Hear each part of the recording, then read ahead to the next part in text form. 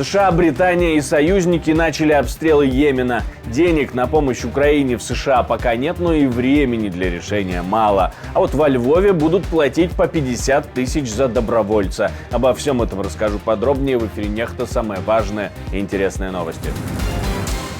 Йеменские хуситы уже считают потери в солдатах, а США в долларах. Мы очень сосредоточены на экономической стороне, на мониторинге потенциальных последствий для экономики США. Финляндия оставит закрытой границу с Россией. Больших сюрпризов не предвидится. Но правда в том, что сегодня правительство решило, что Финляндия продолжит закрывать восточную границу до 11 февраля.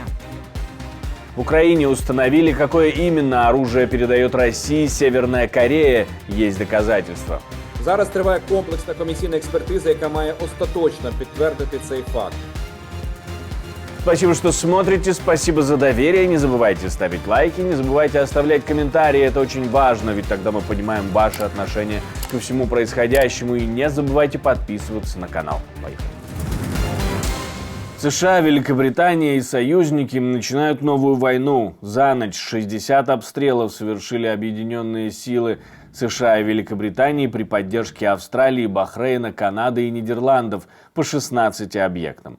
Сегодня, по моему указанию, вооруженные силы США совместно с Соединенным Королевством и при поддержке Австралии, Бахрейна, Канады и Нидерландов успешно нанесли удары по ряду объектов в Йемене, которые повстанцы-хуситы использовали для того, чтобы поставить под угрозу свободу судоходства. Хути, они же йеменские хуситы, не имеют противовоздушной обороны, но, скорее всего, успели к атаке подготовиться. Ответы из Йемена на эти обстрелы не менее воинственные и не менее громкие. Мы без колебаний и с Божьей помощью сделаем все, что в наших силах, и мы будем противостоять американской агрессии. Любая американская агрессия никогда не останется без ответа. И ответ будет не только на уровне недавней операции, в ходе которой по американцам в море было выпущено более 24 беспилотников и несколько ракет.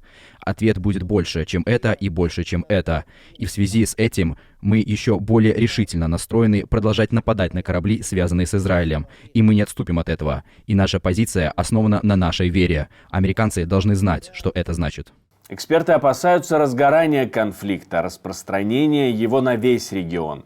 Ведь перед атакой, после ее анонса, Саудовская Аравия и Израиль перевели свои силы ПВО в состояние боевой готовности, а другие проиранские группировки начали выражать свою поддержку хуситам. Мы атаковали и продолжим атаковать израильские суда, направляющиеся в порты оккупированной Палестины. Представитель Хути или йеменских хуситов уже заявляет о потерях, говорит, 5 бойцов потеряли. В рамках поддержки продолжающихся преступлений Израиля в Газе, американские и британские враги начали жестокую агрессию против Йеменской республики, совершив 73 налета на столицу Сану и провинции Ходейда, Таис, Хаджа и Саада. В результате этих налетов погибли 5 мучеников и были ранены еще 6 военнослужащих наших вооруженных сил. Американские и британские враги несут полную ответственность за свою преступную агрессию против нашего йеменского народа. Она не останется безнаказанной или безответной. Экономика США почти никак не пострадала от этих ударов, успели посчитать в Белом доме, поэтому, видимо, операция будет продолжаться. Команда национальной безопасности сосредоточена на атаках в районе Красного моря. Мы очень сосредоточены на экономической стороне, на мониторинге потенциальных последствий для экономики США. Некоторые грузоотправители выбирают альтернативные маршруты, что приводит к увеличению времени доставки. Но пока это не оказывает влияния на экономику США. Пока что мы не видим особых последствий для американской экономики. Наступательные операции и Украины, и России невозможны. Об этом говорит глава украинской разведки в интервью французскому изданию Le Monde. Все это из-за высокой интенсивности применения беспилотников обеими сторонами и из-за плотности минных полей, которой не было со времен Второй мировой войны. Еще Буданов призвал ударить по ключевым секторам экономики оккупантов из-за того, что санкции практически не действуют или не действуют в полной мере, и Россия не голодает. 50 тысяч за добровольца. Во Львове всем, кто вступит в ряды десантно-штурмовых подразделений или в ВДВ, местная власть выплатит по 50 тысяч гривен. Это чуть меньше $1500. Об этом мэр Львова написал у себя в телеграм-канале. Это должно стать дополнительной мотивацией для добровольцев, которые, может быть, еще сомневаются, подписывать ли контракты. Северная Корея передала России артиллерийские снаряды, боекомплект, снаряды для реактивных систем залпового огня, мины и другое вооружение. За этим всем следят в Главном управлении украинской разведки. Но по поводу баллистических ракет информации у ГУР точной пока нет. Зато есть у Украинской Генеральной прокуратуры. Там заявляют, что имеют все необходимые доказательства. Результати попередньої науково-технічної експертизи підтверджують, що випущена 2 січня по центральній частині міста Харкова ракета є ракетою малої дальності, яка розроблена Північною Кореєю. До аналогічних висновків дійшли і військові експерти з нашої міжвідомчої робочої групи при Офісі Генерального прокурора, які також були на місці і робили попередній огляд та аналіз частин ракети. Зараз триває комплексна комісійна експертиза, яка має остаточно підтвердити цей факт. США передали последнюю партию вооружения Украине. Дальше нужно ждать только решений Конгресса. То есть заготовленный пакет финансирования себя исчерпал, а новое будет после разблокировки решения Конгресса. Да, мы выпустили последний пакет мер по сокращению, на который у нас были средства. И именно поэтому очень важно, чтобы Конгресс принял решение о дополнительном запросе по национальной безопасности и выделил нам больше средств. Помощь, которую мы оказывали, теперь прекратилась. Атаки, которые совершают русские, только усиливаются. Об этом мы говорили в начале этой недели. Они используют северокорейские баллистические ракеты для выполнения своей грязной работы. Так что потребность в них сейчас острая, особенно в эти зимние месяцы. Я напомню, очередной частичный шатдаун в Соединенных Штатах Америки может наступить уже через неделю. Финансирование распределено до 19 января, поэтому Конгресс будет торопиться принять решение.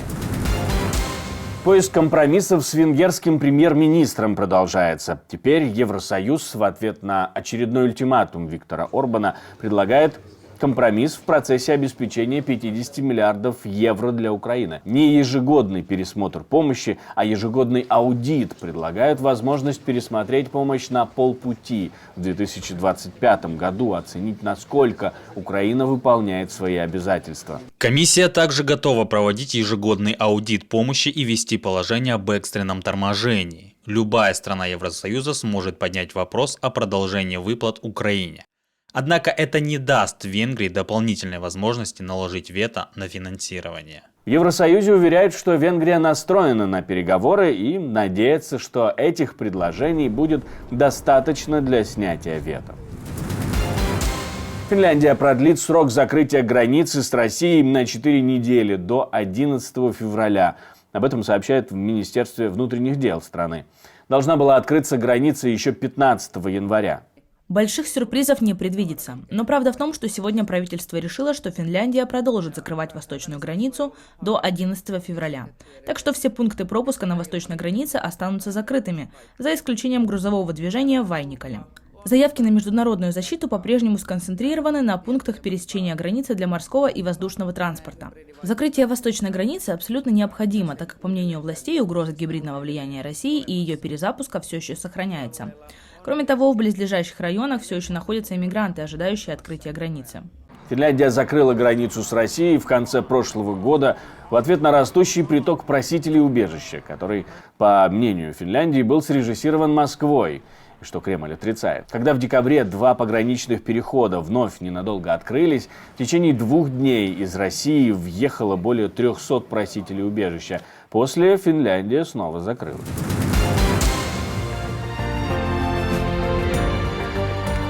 There are no signs that Putin is preparing for peace.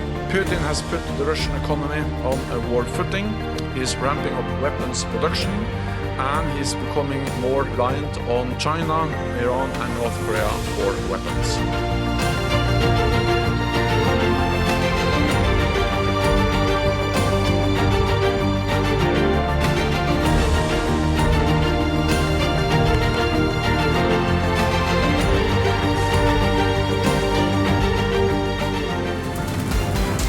Спасибо, что смотрите, спасибо за доверие, жду ваших комментариев, лайков и репостов, жду любой вашей реакции, это важно не только для нас, но и для Ютуба, тогда он понимает, что это видео можно показывать всем.